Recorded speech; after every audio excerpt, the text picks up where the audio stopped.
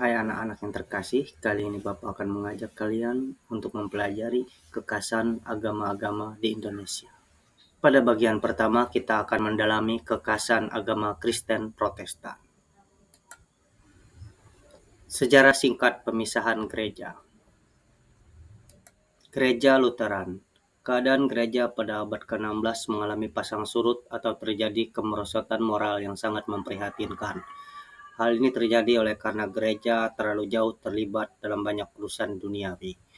Paus saat itu menjadi sangat berkuasa dan memegang supremasi, baik dalam urusan gereja maupun kenegaraan. Paus tampil sebagai penguasa tunggal yang cenderung otoriter, sebagaimana pemilihan presiden atau kepala daerah di Indonesia yang selalu diwarnai dengan politik uang, begitu pula situasi pemilihan Paus kala itu. Pemilihan Paus Alexander VI dan Leo IX misalnya diwarnai kasus money politik atau korupsi. Komersialisasi jabatan gereja dipertontonkan secara terbuka. Banyak pejabat gereja menjadi pangeran duniawi dan melalaikan tugas rohani mereka. Banyak imam-imam paroki tidak terdidik, hedonistis, bodoh, tidak mampu berkhotbah, dan juga tidak mampu mengajar umat. Keadaan semacam ini terjadi dalam kurun waktu yang cukup lama.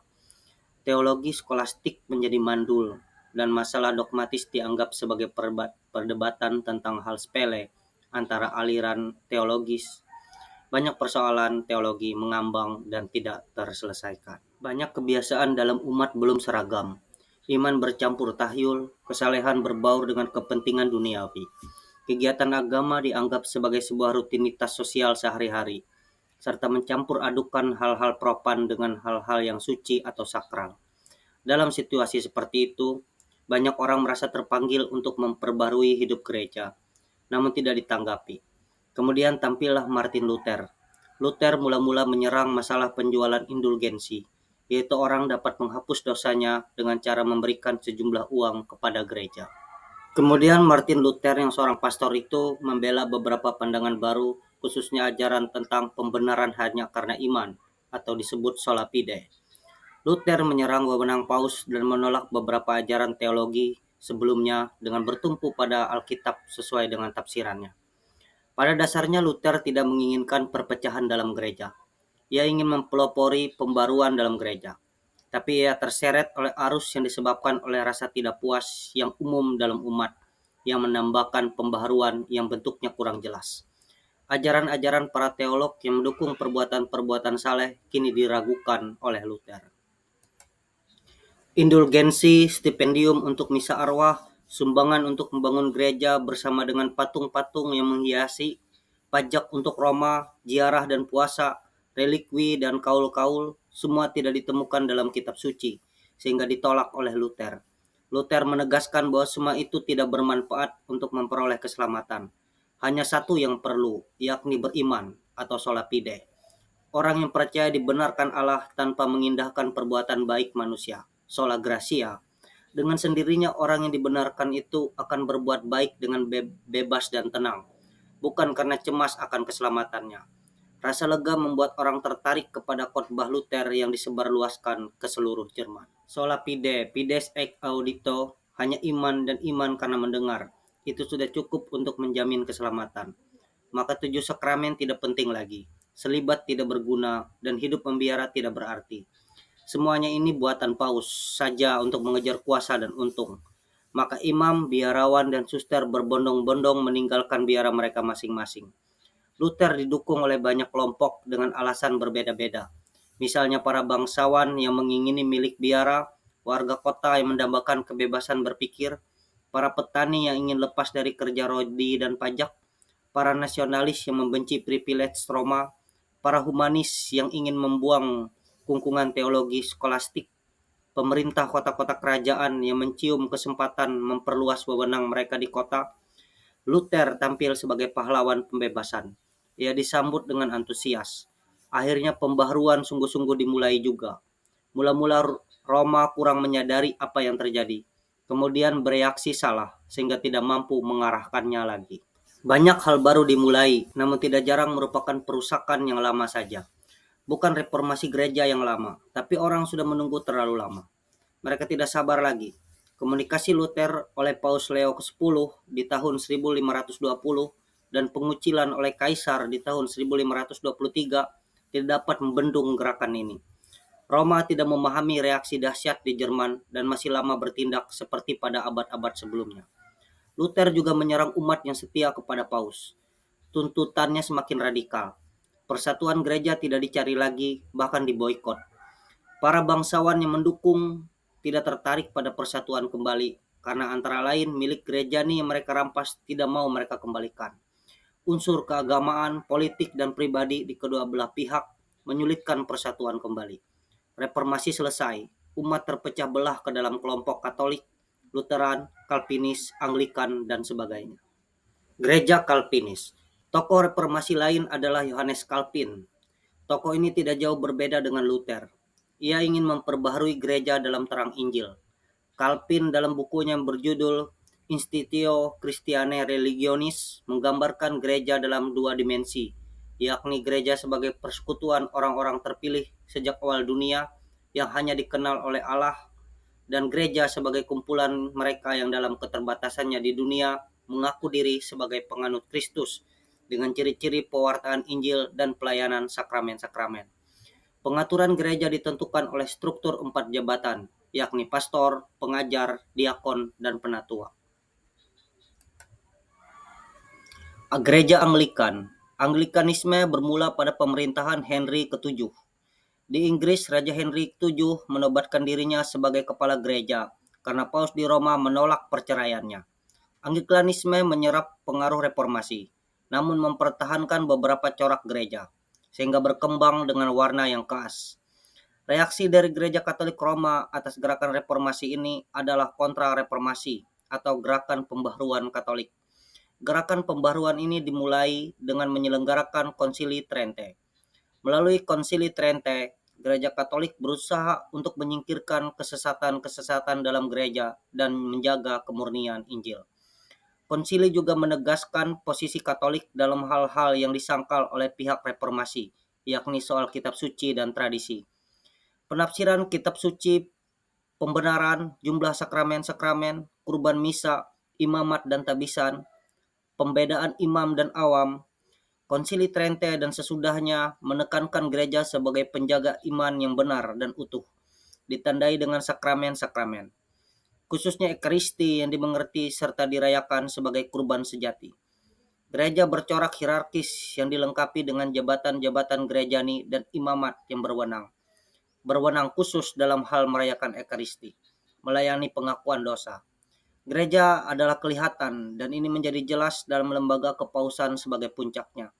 Gereja mewujudkan diri sebagai persekutuan para kudus lewat penghormatan pada mereka. Usaha untuk bersatu antar sesama gereja Kristus. Berkaitan dengan upaya gereja Katolik untuk mempersatukan umat Kristus, Konsili Vatikan II dalam dekretnya tentang ekumenisme menyatakan sebagai berikut. Sekarang ini atas dorongan rahmat Roh Kudus, di cukup banyak daerah berlangsunglah banyak usaha berupa doa, pewartaan, dan kegiatan untuk menuju ke arah kepenuhan kesatuan yang dikehendaki oleh Yesus Kristus. Maka Konsili Suci mengundang segenap umat Katolik untuk mengenali tanda-tanda zaman dan secara aktif berperan serta dalam kegiatan ekumenis. Yang dimaksudkan dengan gerakan ekumenis ialah kegiatan-kegiatan dan usaha-usaha yang menanggapi bermacam-macam kebutuhan gereja dan berbagai situasi yang diadakan dan ditujukan untuk mendukung kesatuan umat Kristen. Misalnya pertama, menghindari kata-kata, penilaian-penilaian, serta tindakan-tindakan yang ditinjau dari sudut keadilan dan kebenaran tidak cocok dengan situasi saudara-saudari yang terpisah, yang akan mempersukar hubungan dengan mereka. Kedua, dalam pertemuan-pertemuan umat Kristen dari berbagai gereja atau jemaat yang diselenggarakan dalam suasana religius, dialog antara para pakar yang kaya informasi akan memberi ruang kepada masing-masing peserta untuk secara lebih mendalam menguraikan ajaran persekutuannya dan dengan jelas menyajikan corak cirinya. Sebab melalui dialog itu semua peserta memperoleh pengertian yang lebih cermat tentang ajaran dan peri hidup setiap gereja, serta penghargaan yang lebih sesuai dengan kenyataan. Selain itu, gereja-gereja dapat menggalang kerjasama yang lebih luas lingkupnya, melalui aneka usaha demi kesejahteraan umum, menurut tuntunan setiap suara hati Kristen. Jika memungkinkan, mereka bertemu dalam doa sehati sejiwa. Ketiga, mereka semua mengadakan pemeriksaan batin tentang kesetiaan mereka terhadap kehendak Kristus mengenai gereja, dan sebagaimana harusnya menjalankan dengan tekun usaha pembaharuan dan perombakan. Apabila semua usaha itu dilaksanakan dengan bijaksana dan sabar di bawah pengawasan para gembala, akan membantu terwujudnya nilai-nilai keadilan dan kebenaran, kerukunan dan kerjasama, semangat persaudaraan dan persatuan. Diharapkan lambat laun dapat terwujud persekutuan gerejawi yang sempurna, dan semua orang Kristen dalam satu perayaan Ekaristi dihimpun membentuk kesatuan gereja yang satu dan tunggal. Kesatuan itulah yang sejak semula dianugerahkan oleh Kristus kepada gerejanya. Kita percaya bahwa kesatuan itu tetap lestari dalam gereja Katolik, dan berharap agar kesatuan itu dari hari ke hari bertambah erat sampai kepenuhan zaman. Jelaslah bahwa karya menyiapkan dan mendamaikan pribadi-pribadi yang ingin memasuki persekutuan sepenuhnya dengan gereja Katolik, menurut hakikatnya terbedakan dari usaha ekumenis, tapi juga tidak bertentangan, karena keduanya berasal dari penyelenggaraan Allah yang mengagumkan. Dalam kegiatan ekumenis, hendaknya umat Katolik tanpa ragu-ragu menunjukkan perhatian sepenuhnya terhadap saudara-saudari yang terpisah, dengan cara mendoakan mereka, bertukar pandangan tentang hal ikhwal gereja dengan mereka, dan mengambil langkah-langkah pendekatan terhadap mereka. Akan tetapi hal utama yang harus dilakukan oleh umat Katolik adalah memperbaharui kehidupan keluarga, supaya peri hidupnya memberi kesaksian lebih setia dan jelas tentang ajaran dan segala sesuatu yang ditetapkan oleh Kristus dan diwariskan melalui para rasul. Sebab walaupun gereja Katolik diperkaya dengan segala kebenaran yang diwahyukan oleh Allah dan dengan semuanya upaya rahmatnya, jemaat belum menghayati sepenuhnya sebagaimana mestinya. Oleh karena itulah, wajah gereja kurang bersinar terang bagi saudara-saudari yang tercerai dari kita dan bagi seluruh dunia. Dan pertumbuhan kerajaan Allah mengalami hambatan. Karena itu, segenap umat Katolik wajib menuju kesempurnaan Kristen, dan menurut situasi masing-masing mengusahakan agar gereja dari hari ke hari makin dibersihkan dan diperbaharui sampai Kristus menempatkannya di hadapan dirinya, penuh kemuliaan tanpa cacat atau kerut. Semoga dengan memelihara kesatuan gereja-gereja sesuai dengan tugas kewajiban masing-masing, baik dalam aneka bentuk hidup rohani dan tertib gerejawi, maupun dalam bermacam-macam tata upacara liturgi, bahkan juga dalam mengembangkan refleksi teologis tentang kebenaran yang diwahyukan, tetap memupuk kebebasan yang sewajarnya dalam kasih. Dengan bertindak demikian, mereka akan semakin menampilkan ciri Katolik sekaligus apostolik gereja dalam arti yang sesungguhnya. Di lain pihak, umat Katolik perlu dengan gembira mengakui dan menghargai nilai-nilai Kristen yang bersumber pada pusaka warisan bersama yang terdapat pada saudara-saudari yang tercerai dari kita. Layak diakui kekayaan Kristus serta kuasanya yang berkarya dalam kehidupan orang-orang yang memberi kesaksian akan Kristus. Apa yang dilaksanakan oleh rahmat Roh Kudus di antara saudara-saudari yang terpisah dapat membantu kita membangun diri. Segala sesuatu yang bersifat Kristen tidak pernah berlawanan dengan nilai-nilai iman yang sejati. Bahkan dapat membantu mencapai lebih sempurna misteri Kristus dan gereja sendiri. Bagi gereja, perpecahan umat Kristen merupakan halangan untuk mewujudkan secara nyata kepenuhan ciri Katoliknya dalam diri putra-putrinya.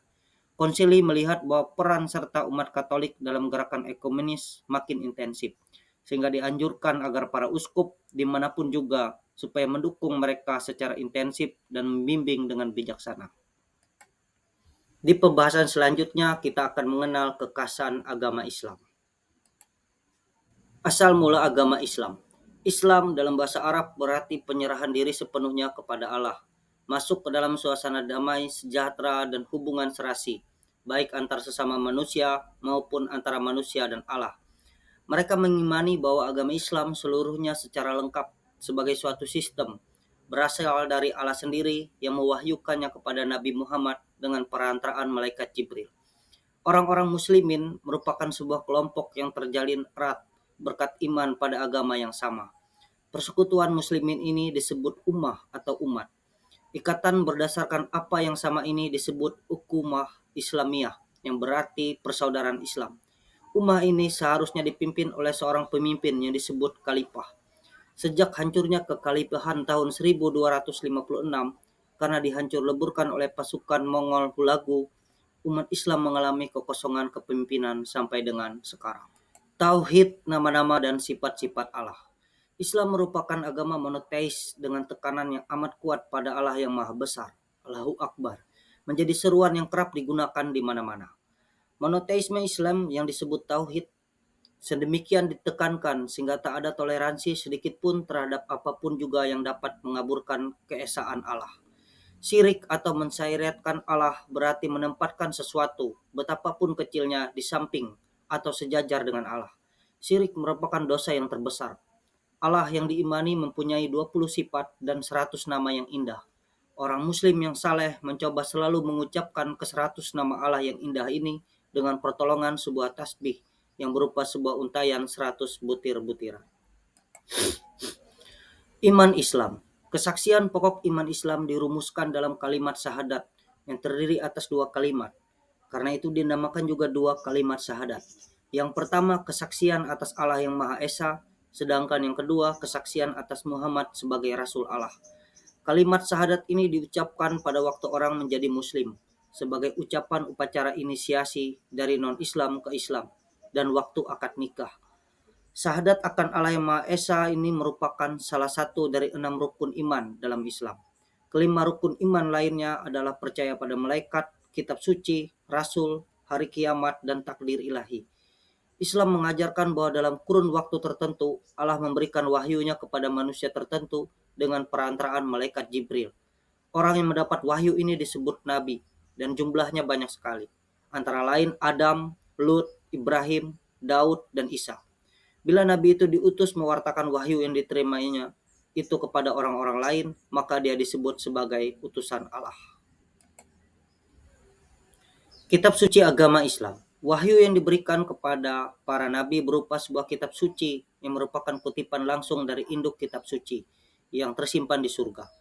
Allah memberikan Al-Quran kepada segenap umat manusia melalui Muhammad dalam bahasa Arab dan merupakan kitab suci terakhir dan tersempurna dari segala kitab yang pernah ada.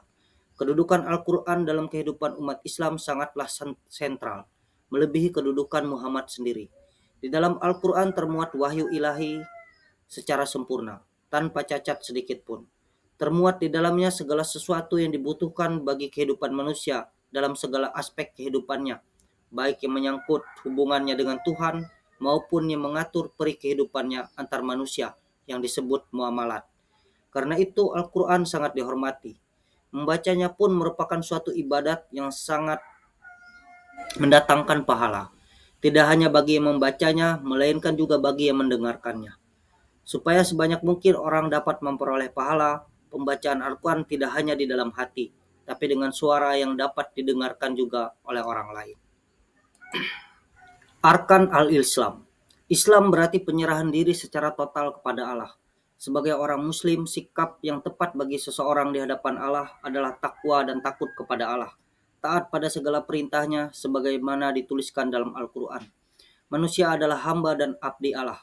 Kewajiban-kewajiban pokok yang harus dijalankan oleh setiap orang muslim terangkum dalam 5 rukun Islam atau pilar penyangga keislaman, yakni syahadat, sholat 5 waktu, saum atau puasa dalam bulan Ramadan, zakat, dan haji.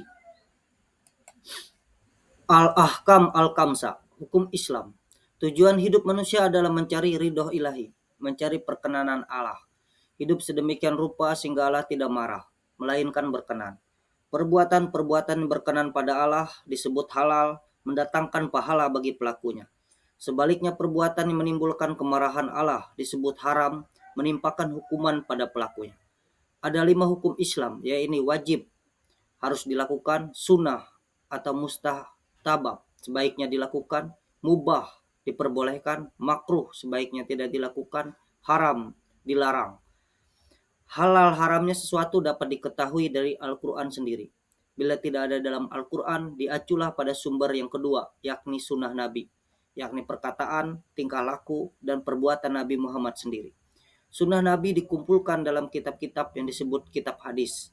Hadis berarti tradisi, tapi di sini hanyalah tradisi atau adat kebiasaan Muhammad itu sendiri.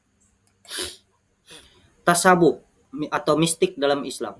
Dalam sejarah perkembangan umat Islam, ilmu fikih atau hukum Islam menempati peranan yang utama. Karena terlalu menekankan hukum, muncullah penghayatan keagamaan yang sangat legalistis. Hubungan dengan Allah menjadi kering sehingga muncullah gerakan mistik dalam umat Islam. Dan cara penghayatan keagamaan ini terkenal dengan nama tasawuf. Sedangkan orang yang menjalankan cara hidup ini disebut sufi. Hampir semua wali dari Wali Songo yang menyebarkan Islam di Pulau Jawa adalah orang-orang sufi. Sikap agama Islam terhadap agama lain. Sikap Islam terhadap agama lain terungkap antara lain dalam yang pertama, surat Al-Baqarah 62. Dalam hubungannya dengan agama lain, agama Islam mempunyai sikap dasar toleransi yang tinggi. Toleransi Islam digariskan langsung oleh Allah dalam Al-Quran. Misalnya dalam surat Al-Baqarah 62 disebutkan, sesungguhnya orang-orang yang beriman dan orang Yahudi dan Nasrani dan kaum Sobiin itu adalah orang-orang yang percaya kepada Allah, hari kiamat dan beramal soleh. Maka mereka mendapat pahala di sisi Tuhannya. Dan tidak ada ketakutan bagi mereka dan juga tidaklah mereka merasa patah hati. Dan yang kedua surat Al-Maidah 83. Dalam surat Al-Maidah 83 juga disebutkan, dan sesungguhnya kamu akan mendapatkan orang-orang yang paling dekat rasa kasih sayangnya kepada orang-orang mukmin. Ialah mereka yang menyatakan dirinya, kami adalah orang-orang Nasrani. Dalam Islam juga ada keyakinan bahwa tidak ada paksaan dalam memeluk agama. Bahkan Nabi Muhammad sendiri telah banyak memberi contoh bagaimana ia menghormati dan menyayangi orang yang beragama lain. Dalam Al-Quran disebutkan juga berbagai tokoh dari perjanjian lama. Isa ibu Maryam dengan panjang lebar dikemukakan sebagai seorang nabi yang istimewa. Lahir melalui mujizat, tanpa ayah, mengajar dan membuat banyak mujizat. Ia pun terberkati, kudus, murni, Rasul Allah, jalan orang saleh, pengantara, bahkan disebut sebagai kalimat Allah dan roh Allah. Akan tetapi dia bukanlah Allah. Maria diceritakan berkaitan dengan Isa Al-Masih ibu Maryam ini. Bagian Al-Quran yang memuat hal ini dinamakan Surah Al-Maryam. Hari Raya Agama Islam. Ada beberapa hari raya agama Islam yang dijadikan hari libur nasional, yaitu Idul Fitri, Idul Adha, Maulid Nabi, dan Tahun Baru, yaitu 1 Muharram. Pandangan Gereja Katolik terhadap agama Islam. Dalam Dekrit Konsili Vatikan II tentang hubungan gereja dengan agama-agama bukan Kristen, sikap Gereja Katolik terhadap Islam dinyatakan sebagai berikut. Gereja juga menghargai umat Islam yang menyembah Allah satu-satunya, yang hidup dan berdaulat, penuh belas kasihan dan maha kuasa, pencipta langit dan bumi yang telah bersabda kepada umat manusia. Kaum muslimin berusaha menyerahkan diri dengan segenap hati kepada ketetapan Allah yang bersifat rahasia. Seperti dahulu Abraham, iman Islam dengan sukarela mengacu kepadanya, telah menyerahkan diri kepada Allah. Memang mereka tidak mengakui Yesus sebagai Allah, melainkan menghormatinya sebagai nabi. Mereka juga menghormati Maria bundanya yang tetap perawan, dan pada saat-saat tertentu dengan hikmat berseru kepadanya. Selain itu, mereka mendambakan hari pengadilan, saat Allah akan mengganjar semua orang yang telah bangkit. Mereka juga menjunjung tinggi kehidupan susila dan berbakti kepada Allah, terutama dalam doa, dengan memberi sedekah dan berpuasa. Namun demikian tidak dapat dipungkiri cukup sering timbul pertikaian dan permusuhan antara umat Kristiani dan kaum muslimin. Konsili Suci mendorong agar melupakan peristiwa yang sudah berlalu dan dengan tulus hati melatih diri untuk saling memahami, bersama-sama membela serta mengembangkan keadilan sosial bagi semua orang, menghormati nilai-nilai moral maupun perdamaian dan kebebasan. Di pembahasan selanjutnya kita akan mengenal kekhasan agama Hindu.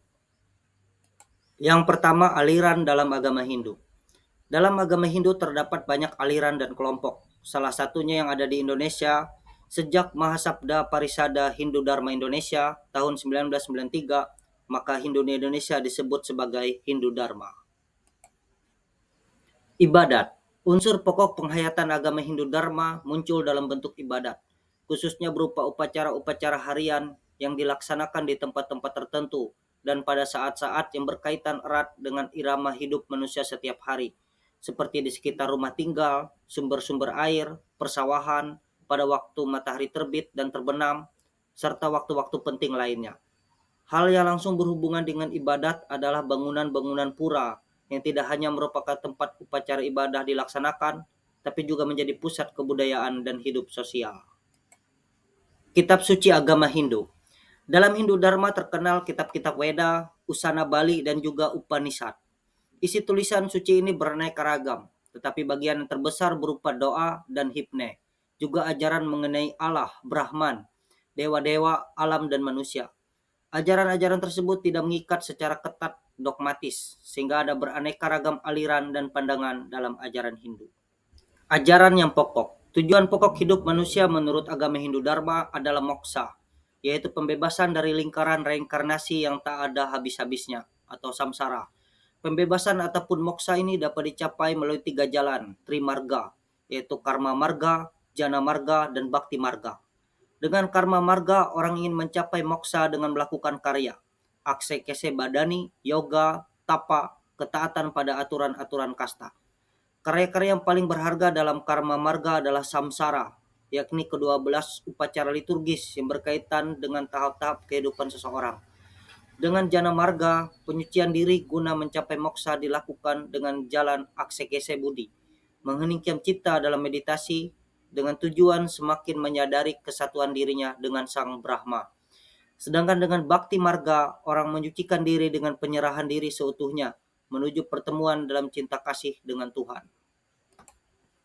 Kasta-kasta. Agama Hindu, terutama di India, memang mengenal pembagian masyarakat menjadi 4 kasta.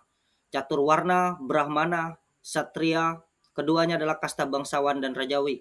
Waisya, petani, prajurit, dan pedagang, dan Sudra atau Jabah, rakyat jelata. Sebenarnya di luar keempat kasta ini masih ada kelompok kelima yang disebut paria, yakni mereka yang tersisih dan mempunyai tempat sosial, marginal, dan terbuang. Namun demikian dalam agama Hindu Dharma, pembagian tersebut tinggal sisa-sisanya yang tak begitu berarti lagi. Hari Raya Agama Hindu. Hari Raya Nyepi merupakan hari besar agama Hindu.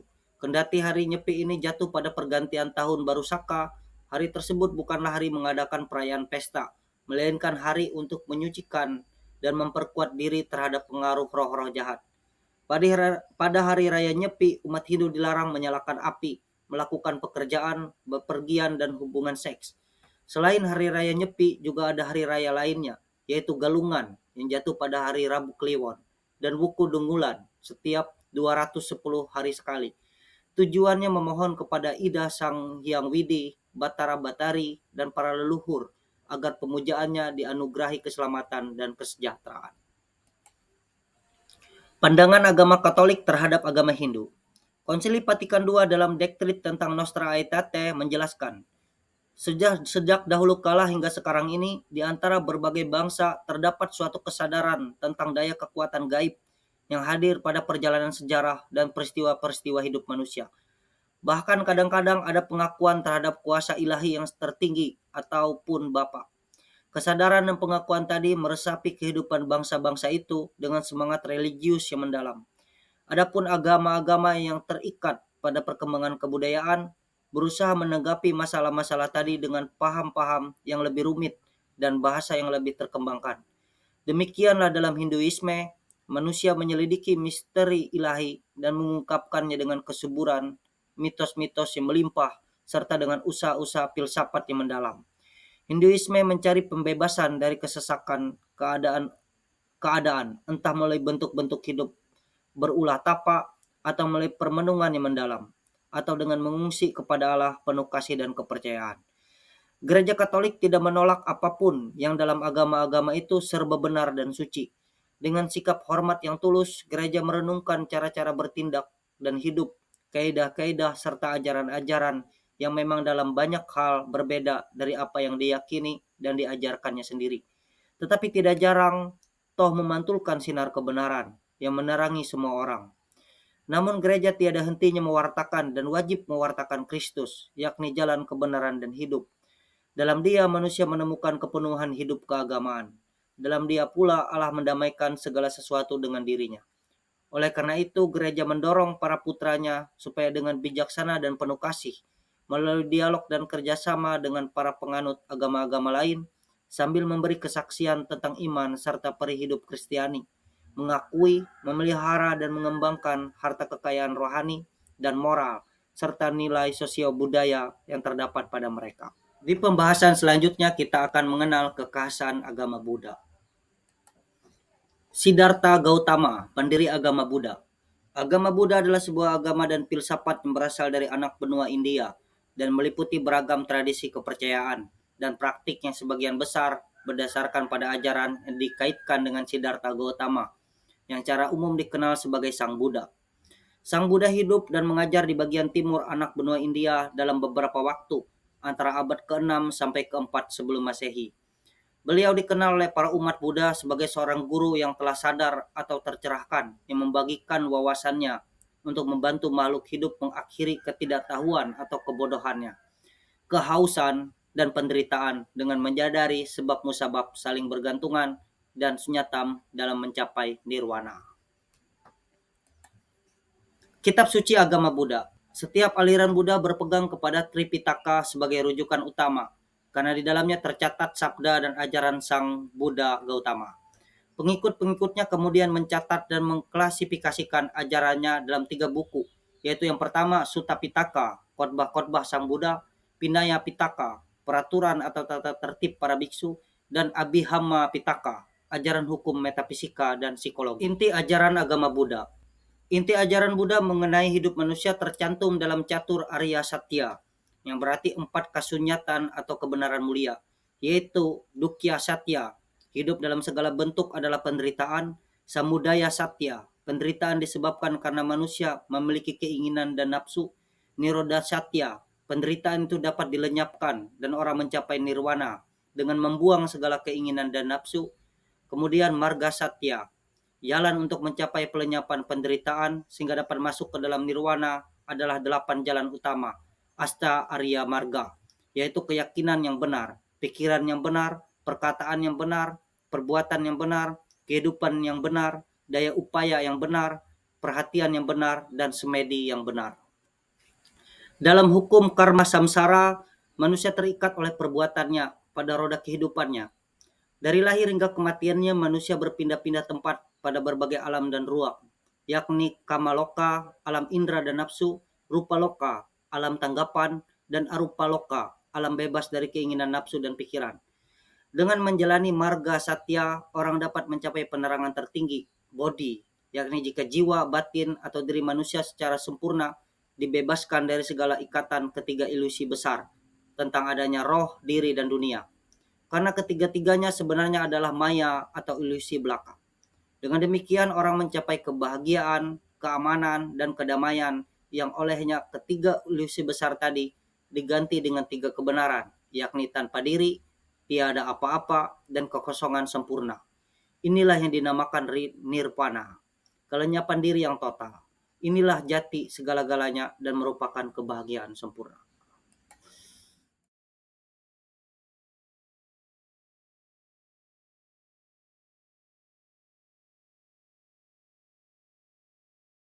Hari Raya Agama Buddha. Agama Buddha memiliki beberapa hari raya penting, yaitu Waisak, Katina, Asada, dan Magha Puja. Di Indonesia, Hari Raya Waisak dijadikan sebagai hari libur nasional. Penganut Buddha merayakan Waisak sebagai peringatan 3 peristiwa penting dalam agama Buddha, yaitu hari kelahiran Pangeran Siddhartha, hari pencapaian penerangan sempurna Petapa Gautama, dan hari Sang Buddha wafat atau mencapai nirwana. Hari Waisak juga dikenal dengan nama Pisaka Puja atau Buddha Purnima di India, Pesak di Malaysia dan Singapura, Pisaka Bucha di Thailand, dan Pesak di Sri Lanka. Nama ini diambil dari bahasa Pali Vaisakha yang pada gilirannya juga terkait dengan Waisakha dari bahasa Sanskerta. Pandangan Gereja Katolik terhadap agama Buddha. Ajaran Gereja Katolik dalam Konsili Vatikan kedua yang termuat dalam Decrit Nostra Aetate artikel 2 tentang agama Buddha berikut ini.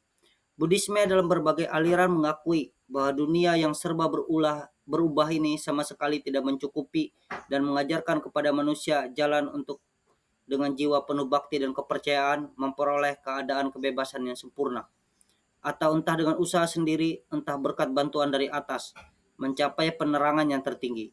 Demikian pula agama-agama lain yang terdapat di seluruh dunia dengan berbagai cara berusaha menanggapi kegelisahan hati manusia dengan menunjukkan berbagai jalan, yakni ajaran-ajaran serta kaidah-kaidah hidup maupun upacara-upacara suci.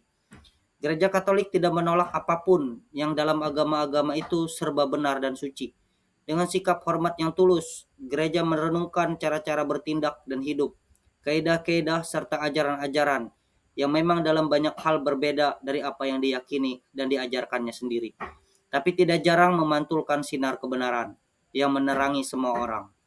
Namun gereja tiada hentinya mewartakan dan wajib mewartakan Kristus, yakni jalan kebenaran dan hidup. Dalam Dia manusia menemukan kepenuhan hidup keagamaan. Dalam Dia pula Allah mendamaikan segala sesuatu dengan dirinya. Oleh karena itu gereja mendorong para putranya supaya dengan bijaksana dan penuh kasih melalui dialog dan kerjasama dengan para penganut agama-agama lain sambil memberi kesaksian tentang iman serta peri hidup Kristiani, mengakui, memelihara, dan mengembangkan harta kekayaan rohani dan moral serta nilai-nilai sosial budaya yang terdapat pada mereka. Selanjutnya kita akan mengenal kekhasan agama Konghucu. Pendiri agama Konghucu. Konghucu adalah nabi dan pendiri agama Konghucu. Ia lahir di kota Zhou di negeri Lu di dataran Cina. Ia ditinggal bapaknya waktu ia masih berusia 3 tahun dan pada usia 26 tahun ibunya juga meninggal dunia. Sejak kecil ia suka berdoa. Dalam permainan dengan teman sebayanya, ia suka memerankan diri sebagai seorang yang memimpin doa. Pada masa mudanya ia sangat berhasil dalam tugasnya di Dinas Pertanian dan Peternakan. Ia berhasil menciptakan kehidupan masyarakat yang adil dan makmur. Konghucu tumbuh menjadi seorang yang jujur, hidup sederhana, dan suka memberi nasihat kepada orang lain. Ia dikenal sebagai guru dan pemimpin yang bijaksana. Ajaran-ajaran Konghucu terus dipelihara oleh pengikutnya dan dihayati secara pribadi sebagai jalan hidup. Inti ajaran Konghucu. Konghucu sangat mementingkan ajaran moral. Jika setiap orang dapat mengusahakan keharmonisan dengan sesama, dengan alam, dan dengan Tuhan, maka akan terciptalah perdamaian Allah. Tujuan hidup yang dicita-citakan dalam Konghucu adalah menjadi seorang kuncu atau manusia buniman. Seorang kuncu adalah orang yang memiliki moralitas tinggi yang mendekati moralitas sang nabi, Konghucu. Agama Konghucu sangat menghormati arwah leluhur. Tuhan Yang Maha Esa disebut Tuhan. Hari Raya Agama Konghucu. Imlek adalah hari raya umat Konghucu. Imlek merupakan hari pergantian tahun atau tahun baru Cina atau Tiongkok. Di Indonesia, hari raya ini ditetapkan sebagai hari libur nasional sejak masa pemerintahan Presiden Abdurrahman Wahid dan Megawati Soekarno Putri. Agama Konghucu di Indonesia. Agama Konghucu pada zaman pemerintahan Presiden Soekarno diakui sebagai agama resmi di Indonesia. Karena politik pemerintahan Orde Baru, agama Konghucu tidak diakui lagi sebagai agama yang resmi. Baru pada pemerintahan Presiden Abdurrahman Wahid, agama Konghucu mendapat angin segar kembali. Kebijaksanaan Presiden Abdurrahman Wahid itu juga diteguhkan oleh Presiden Megawati Soekarno Putri. Pandangan Gereja Katolik terhadap agama Konghucu. Konsili Vatikan II dalam dekretnya tentang agama-agama bukan Kristen menyatakan antara lain, Gereja Katolik tidak menolak apapun yang dalam agama-agama itu serba benar dan suci. Dengan sikap hormat yang tulus, gereja merenungkan cara-cara bertindak dalam hidup, kaidah-kaidah serta ajaran-ajaran yang memang dalam banyak hal berbeda dari apa yang diyakini dan diajarkannya sendiri, tetapi tidak jarang memantulkan sinar kebenaran yang menerangi semua orang. Namun gereja tiada hentinya mewartakan dan wajib mewartakan Kristus, yakni jalan kebenaran dan hidup. Dalam Dia manusia menemukan kepenuhan hidup keagamaan. Dalam Dia pula Allah mendamaikan segala sesuatu dengan dirinya. Artinya bahwa gereja Katolik menghargai keberadaan serta ajaran agama-agama lain, termasuk Konghucu. Kita masuk pada bagian yang terakhir, yaitu mendalami agama asli dan aliran kepercayaan. Agama asli. Agama asli masih tetap berpengaruh dalam hidup keagamaan banyak orang, walaupun telah menganut salah satu agama yang ada di dunia, khususnya agama Kristen Katolik. Unsur ajaran kosmis pada agama-agama asli masih melekat dalam hidup keagamaan orang-orang Indonesia di mana-mana. Ajaran kosmis yang dimaksud adalah ajaran tentang jagat raya, bagaimana itu dijadikan, bagaimana perkembangannya, dan bagaimana cara menggunakannya. Dasar dan ajaran. Dasar yang mendalam dari agama-agama suku adalah dongeng mengenai ciptaan dan di dalamnya ada hubungan kealahan dengan ciptaan. Ada dua tema pokok dari cerita-cerita penciptaan. Yang pertama, perang suci antara dunia atas dan dunia bawah, atau perkawinan suci antara surga dan dunia. Keduanya disusul dengan perceraian. Yang kedua, keterangan tentang terjadinya bermacam-macam tumbuh-tumbuhan yang diperlukan oleh manusia untuk dapat hidup, dan kenyataan bahwa manusia akan mati suatu saat nanti.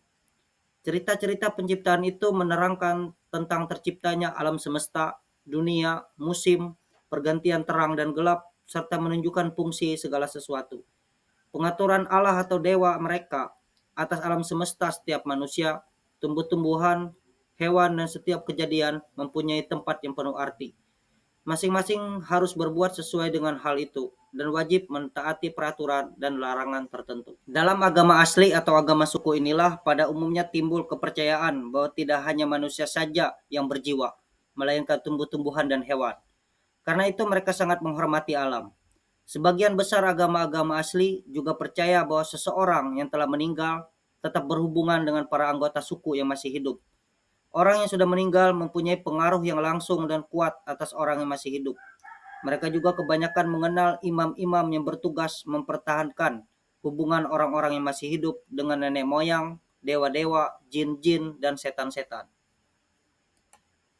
Agama-agama asli di Indonesia. Terdapat berbagai macam agama asli di Indonesia, antara lain Lera Wulantana Ekan di Flores Timur dan Lembata, Wiwitan di Sunda, Aluk Todolo di Sulawesi, Sabulungan di Mentawai, Merapu di Sumba, Kaharingan di Kalimantan. Ada pula yang disebut agama suku, seperti yang dianut oleh penduduk beberapa pulau sebelah barat Sumatera, beberapa suku kecil dan bagian suku-suku yang besar di Sumatera, kelompok-kelompok besar dari suku Dayak di Kalimantan, Toraja di Sulawesi, penduduk Pulau Sumba, dan penduduk Irian Jaya. Selain itu masih terdapat apa yang kini dinamakan kepercayaan kepada Tuhan Yang Maha Esa, yang menurut negara sama kedudukannya dengan agama dalam hal pengalamannya ke ketuhanan Yang Maha Esa. Selanjutnya, aliran kepercayaan. Ajaran aliran kepercayaan dalam dokumen Nostra Aetate disebut juga kepercayaan terhadap Yang Maha Tinggi. Aliran kepercayaan mengajarkan tentang sikap batin dan berkisar pada ilham dari diri sendiri, yakni yang pertama, peningkatan integrasi diri manusia melawan pengasingan. Yang kedua, pengalaman batin bahwa dia pribadi beralih ke kesatuan dan persatuan yang lebih tinggi. Yang ketiga, partisipasi dalam tata tertib sempurna yang mengatasi daya kemampuan manusia biasa. Aliran-aliran kepercayaan ingin mencapai budi luhur untuk meraih kesempurnaan hidup. Hal itu dilakukan secara perseorangan atau dalam kelompok-kelompok perguruan. Umat dalam aliran kepercayaan sulit dibatasi. Organisasi tidak dipentingkan. Sumbernya adalah terutama tradisi agama-agama asli. Hubungan aliran kepercayaan dan agama asli. Aliran kepercayaan tidak langsung berkembang dari agama asli, tapi unsur-unsur kebatinan, kerohanian, atau mistisme dan kejiwaan yang mengembangkan budi pekerti serta adat etis sudah ada dalam agama-agama asli di seluruh Nusantara. Agama-agama asli di Indonesia dalam peredaran zaman mengalami banyak tantangan, tidak hanya dari yang disebut agama internasional, tapi juga dari perkembangan kebudayaan dan modernisasi. Menurut kepercayaan asli, seluruh alam merupakan satu kesatuan sakral yang didekati manusia melalui sistem penggolongan dan pembagian. Pandangan hidup ini tidak cocok dengan alam pikiran modern dan memaksa para penganut agama asli mengubah cara berpikir, dan mereka menemukannya pada aliran kepercayaan itu. Orang mulai menggali harta terpendam dari pusaka kebudayaan asli. Dengan demikian, tradisi nenek moyang berkembang menjadi suatu kebudayaan rohani yang unsur-unsurnya menyangkut perilaku, hukum, dan ilmu suci. Ibadat dan pembinaan. Unsur ibadat menjadi amat sederhana, sebab yang pokok adalah kesadaran dan keyakinan serta hati nurani. Pertemuan-pertemuan diarahkan pertama-tama kepada pembinaan hati, meneguhkan tekad, kewaspadaan batin, dan serta menghaluskan budi pekerti dalam tata pergaulan. Tujuannya adalah pendidikan, bukan kebaktian, sebab setiap orang menemukan Tuhan dalam hatinya sendiri. Dengan membersihkan hati serta mengembangkan kedewasaan rohani, maka dengan sendirinya ia berbakti kepada Allah. Kepercayaan terhadap Tuhan Yang Maha Esa dimaksudkan sebagai pernyataan dan pelaksanaan hubungan pribadi dengan Allah yang diwujudkan dalam perilaku ketakwaan terhadap Tuhan.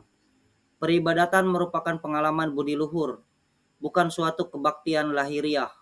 Maka tidak ada tempat atau petugas ibadat. Semua bersifat batiniah. Sikap Gereja Katolik terhadap aliran kepercayaan dan agama asli. Sejak Konsili Vatikan II, gereja dengan penuh keyakinan menegaskan bahwa iman dan wahyu orang bukan Kristen dapat bersifat menyelamatkan, dan bahwa gereja harus menolak semua sarana yang memaksa dalam pewartaan imannya. Sarana yang dimaksud adalah semacam sifat fanatisme berlebihan dan sifat menakut-nakuti kebudayaan lain. Gereja Katolik tidak menolak apapun yang dalam agama-agama itu serba benar dan suci. Dengan sikap hormat yang tulus, gereja merenungkan cara-cara bertindak dan hidup, kaidah-kaidah serta ajaran-ajaran yang memang dalam banyak hal berbeda dari apa yang diyakini dan diajarkannya sendiri, tapi tidak jarang memantulkan sinar kebenaran yang menerangi semua orang. Dalam pernyataan ini dapat dilihat bahwa di dalam lembaga gereja dan tradisinya, dalam orang-orang kudus dan kitab-kitab sucinya, pesan Kristiani secara aktif disingkapkan oleh Roh Kudus di tengah-tengah kita dan melampaui rintangan-rintangan budaya seturut janji yang Yesus berikan kepada para rasulnya. Demikianlah materi pembahasan kekhasan agama-agama di Indonesia. Semoga ini dapat membantu untuk menambah pengetahuan. Sampai berjumpa di pembahasan selanjutnya. Terima kasih.